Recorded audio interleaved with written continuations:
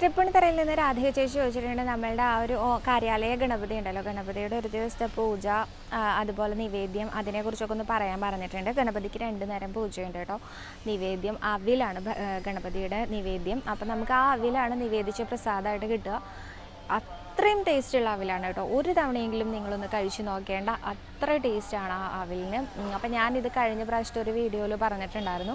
അത് ഞാൻ പറഞ്ഞത് കേട്ടു എന്ന് പറഞ്ഞിട്ട് ഇവിടെ 2 ചേച്ചിമാർ വന്നിട്ട് അവിൽ ഷീട്ടാക്കി പൂജ ഷീട്ടാക്കിയിട്ട് അവിൽ വാങ്ങിയിട്ടുണ്ടായിരുന്നു. അപ്പോൾ ആ ചേച്ചിമാർ പറയുക കഴിച്ച് മതിയാവില്ല, നമുക്ക് അത്രയധികം ടേസ്റ്റിൽ അവിൽ കിട്ടിയെന്ന് പറഞ്ഞിട്ടുണ്ടായിരുന്നു. അപ്പോൾ നിങ്ങളൊന്ന് ഇനി വരുന്ന സമയത്ത് ഒരു പൂജ ഷീട്ടാക്കാനായിട്ട് 60 രൂപയാണ് വേണ്ടത്.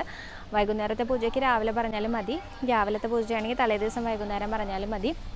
അപ്പം നിങ്ങൾ വന്നിട്ട് ഗണപതിക്ക് പൂജ ഷീട്ടാക്കിക്കോളൂ. അവിൽ നിവേദ്യം കഴിക്കുക എന്നുള്ളതല്ല കേട്ടോ പ്രധാനം, ഗണപതിക്ക് പൂജ കഴിക്കുക എന്നുള്ളത് തന്നെയാണ് പ്രധാനം.